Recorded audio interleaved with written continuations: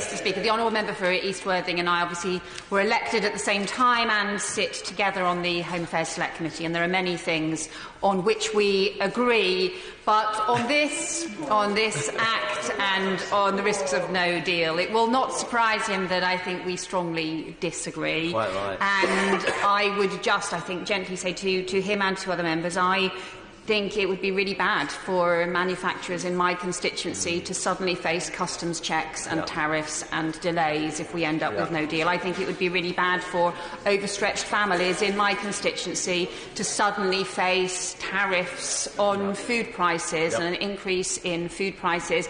And I think it would be really bad for West Yorkshire Police to suddenly lose overnight the policing and security cooperation that they and other countries all depend on in order to be able to investigate the most serious criminals. I will give way to the honourable member. I'm very grateful to the Right Honourable Lady. Would she not also take into her considerations the letter recently sent to Cabinet Ministers by the Secretary of the Cabinet, Mark Sedwell, the 14-page letter, which details some serious concerns about the impact of leaving? This is something from the country's senior civil servant, not part of any conspiracy, but someone responding to the duties that he feels he owes to the country. Is not a salutary piece of literature to be put before anyone who would lightly advocate leaving with no deal for the sake of it? Paul? I think that advice was very important because, look, the civil service's job is to attempt to do everything it can and to strain every sinew in order to deliver the will of the government of the day. So I think for him to be giving that advice, it shows quite how seriously that they take it, and it is particularly significant that, of course, Sir Mark Sedwell is also the government's national security advisor and was also the former permanent secretary at the Home Office as well. So he will be well aware of the security and policing issues that we face. I welcome the fact the Prime Minister has put forward this motion as a result of the Act, the bill previously, now the Act that we have passed, and I think this reflects the fact that the Cabinet has taken seriously that advice, but also that Parliament as a whole has consistently opposed the damage and the chaos that no deal would cause. It's why we have reached this point, and it is right why we should now support an extension now, and the purpose of the motion is to provide that parliamentary safeguard and a legal underpinning for the Prime Minister's decision and negotiations so that the Prime Minister isn't under pressure to slip backwards from the course that she has decided upon. We are here because the Prime Minister ran down the clock, because she put forward a motion in December, and it was clear even in December that that deal was not going to pass, which is why it was pulled the first time. And instead of reaching out at that point, the Prime Minister simply ran down the clock and tried to use the threat of an imminent deadline as a way in which to force decisions, a process of brinkmanship in decision-making, which simply hasn't worked. And she has tried it repeatedly now, but it hasn't worked. And I'll be honest, I just think it's a really bad way to make decisions under that kind of brinkmanship and kind of continued game of chicken. And we have had different concerns from different perspectives around the deal the Prime Minister put forward, but none of those assurances get any better simply because you're at 10 minutes to midnight, and therefore the timing and the clock was the wrong way to simply try and address those concerns. Far better to have the kinds of debates and conversations which have now started in order to try to find a way forward.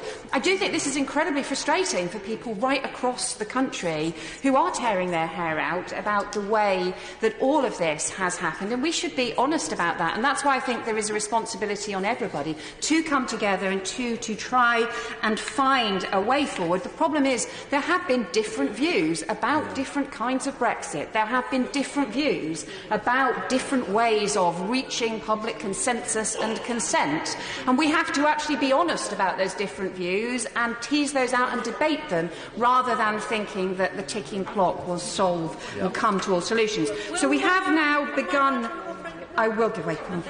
I thank my right honourable friend for giving way. Is she as surprised as me to see that already the betrayal narrative is up and running in the country about any kind of Brexit not being pure enough, and that we've actually seen today members of the party opposite somehow saying that the disaster of no deal is now the only desirable outcome?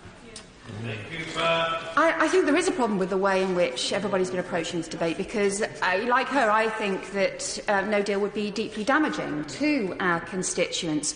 But I also think that the attempt continually to suggest that there are betrayals happening, that there are conspiracies happening, actually makes it harder for people to come together and actually reach a sensible and sustainable outcome.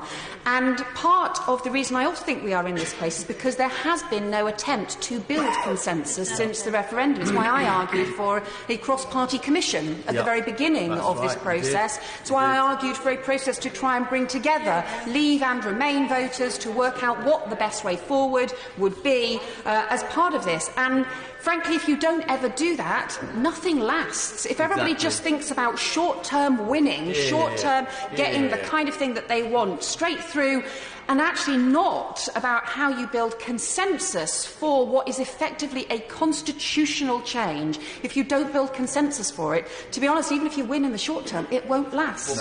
And whatever we get will end up unravelling. I will give way to the member. I thank my Ronald friend for giving way, and she knows that I completely support her in those proposals for some sort of commission, and indeed we could still set up such a commission. It may well be necessary, whatever conclusion that we reach. But would she agree with me that actually the danger for our European partners, as well as ourselves, from lurching from one sort of cliff-edge deadline to another is actually bad news for the negotiations overall? Actually, the longer sort of flex extension that's being proposed is very sensible for the whole negotiations on both sides.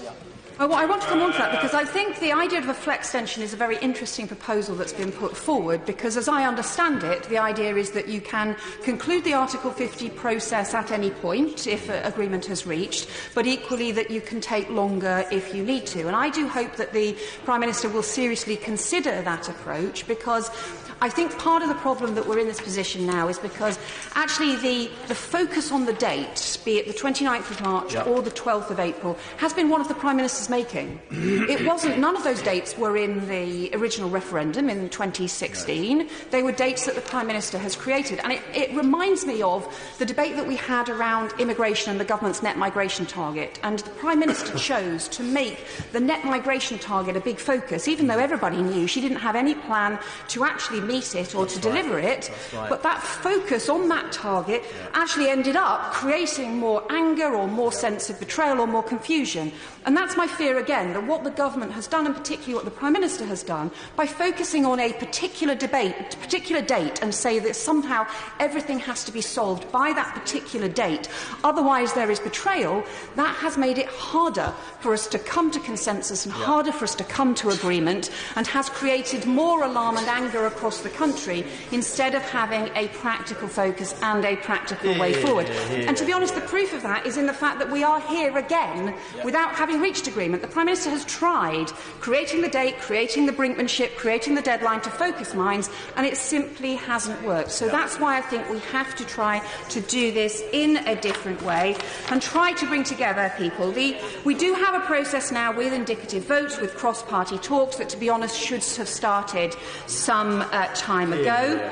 But we also have to recognise we don't have the same consensual tradition, political tradition, parliamentary tradition that other European countries have had and other European countries have been able to draw upon. So I understand that from the other member states' point of view, this can look very adversarial, and we are having to do something that we don't have traditions of doing in this House. And I hope that the attempts to do so now will be effective and will lead to a conclusion. And I hope certainly the cross-party working that we have managed to achieve to get this bill in place and to get this motion to go forward is an indicator that it is possible for us to draw on more consensual traditions when it comes to this kind of constitutional change. We should give way. But to be honest, I ought to finish because I think other members want to talk. But I think I conclude simply where I started, which is that we do need, in the end, for